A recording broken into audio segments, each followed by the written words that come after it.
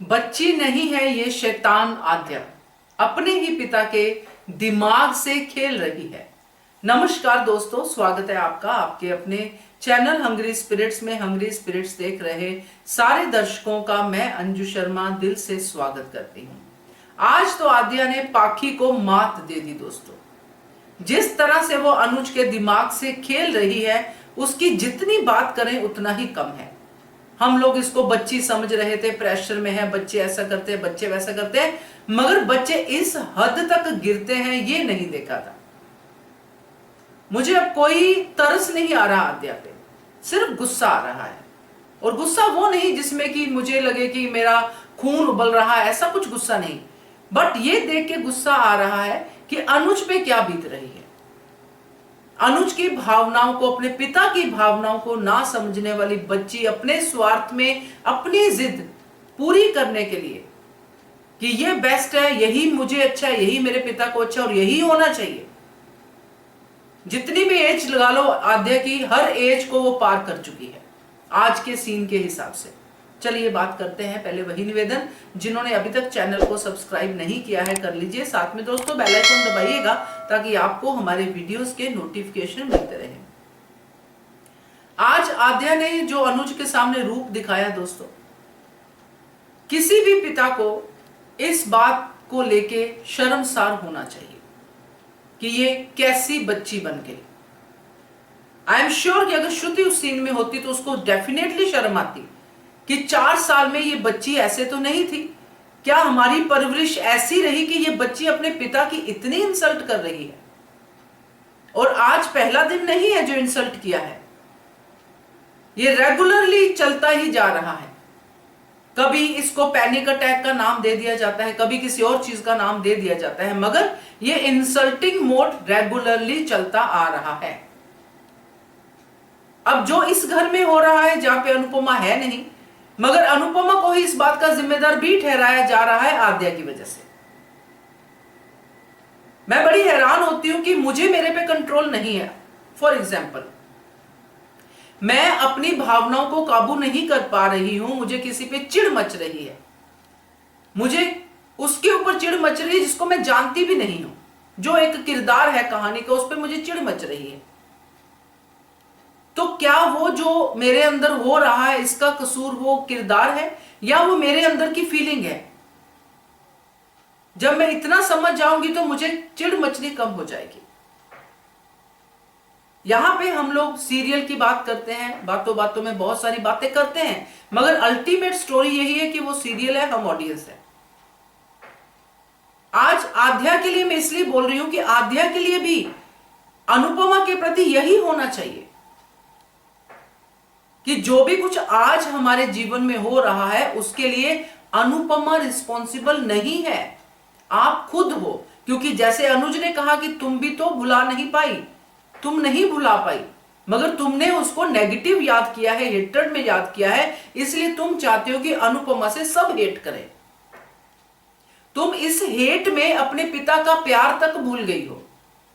वो पिता जो तुम्हारी आंख में एक आंसू नहीं देख सकता, वो पिता जिसने तुम्हारे लिए श्रु को अपनी जिंदगी में लाना जरूरी समझा क्योंकि तुम्हें तकलीफ ना हो, आद्या को मां मिल जाए, वो पिता अगर आज इस माइंड फ्रेम में चल रहा है, नहीं डिसाइड कर पा रहा है, अपनी भावनाओं से लड़ रहा है, अपनी अनुपमा अपने 26 साल 3 साल और उसमें ऐड कर लो, उस प्यार से जो है वो मिलने की कोशिश कर रहा है, क्लोजर लेने की कोशिश कर रहा है, तो तुम यहां पे ये सब बातें कर रही हो।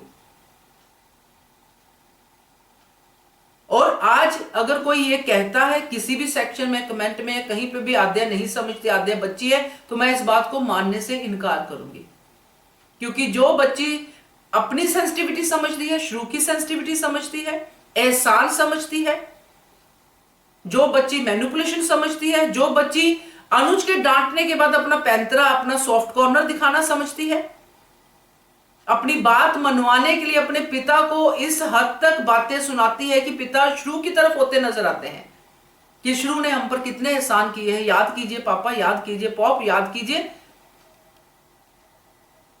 मैं तो बड़ी हैरान हुई दोस्तों, क्योंकि हमारे फादर, मैंने पहले भी बहुत बार शेयर किया, हमारे सामने एक आंसू बहा दें हम लोग जार जार रोते हैं कि मेरे पिता को वो तकलीफ नहीं होनी चाहिए जो हो रही है। मगर यहां इस बच्ची का किरदार इतना डाउन चला गया, इतना गिर गया है कि क्या ही कहने। जिसको वो अनु अनु कह रही है, अनु अनु अनु ऐसे करके बात कर रही है, मैं तो सोच के हैरान हूं कि कभी तो तेरी मां थी। ऐसा क्या ही बिगाड़ दिया उसने कि तुम्हारी जिंदगी बचाना ही बिगाड़ दिया ना। तुम्हारी जिंदगी नहीं बचाती तो ठीक था। और हैरानी इस पे भी होती है कि अनुज ये कह रहा है कि तुम मेरे से इंसल्टिव बात नहीं कर सकते, तुम ये क्यों नहीं कहते हो, तुम क्यों नहीं अपनी मां की बातें करते हो, उसकी मां की बातें उसके सामने बताते हो। ऐसा भी क्या हो गया, कोई माँ एक घर को छोड़ के चली गई, उसको मनाने की जगह, उसको वापस लाने की जगह आप लोग उसमें दोष डाल रहे हो, घर पे बैठे बैठे पैनिक अटैक ले रहे हो, सब ले रहे हो, और फिर ये बात कह रहे हो कि सारा कसूर ही उसका है।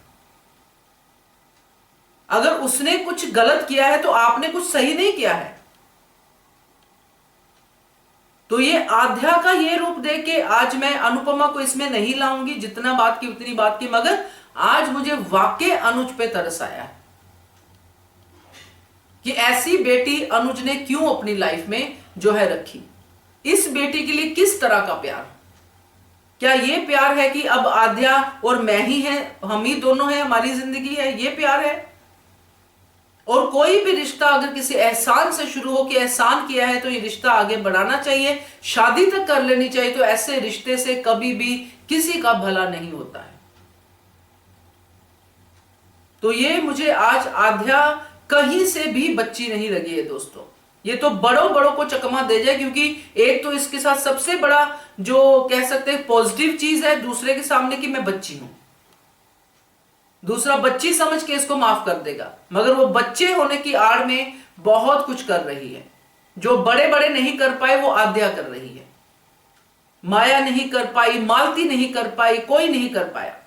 अनुज अनुपमा को कोई अलग नहीं कर पाया, ये आध्या ने ही किया है। तो आज भी वो उसी कोशिश में है जिस कोशिश में वो पहले थी, कामयाब हुई थी, आज भी उसी कोशिश में। अब मैं ये बात कह सकती हूं क्योंकि जिस तरह वो आज अनुज पे भड़की है, बिना ये सोचे समझे कि मेरे पिता वहां से आए हैं, उससे उसके सामने बात हुई है, और अपनी गलतियों को अपने पिता के सामने बात भी नहीं करना चाहती कि मैंने आपसे झूठ बोला था। उसको उनपे भी बड़ा गर्व है कि मैंने बोला था, भाई मैं तो नहीं चाहती। एक नहीं, दो नहीं, कई झूठ बोल चुकी है अनुज के साथ। उसकी शर्मिंदगी उसके चेहरे से बिल्कुल नहीं दिखती है, बल्कि उसका एक ही मोटिव है कि मैं उस अनुपमा से, उस अनु से हेट करती हूं, मेरे पॉप भी उससे हेट करे, श्रू भी उससे हेट करे।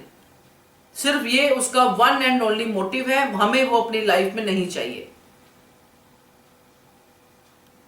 तो मैं तो अपनी वीडियो में जो भी कुछ कह चुकी हूं, अगर किसी को बुरा लगा हो, कुछ लगा हो कि किसी बच्चे के लिए मैंने ऐसा बोला है, तो आई एम सॉरी, बट आज का सीन देखने के बाद तो यही सब मुंह से निकलता है।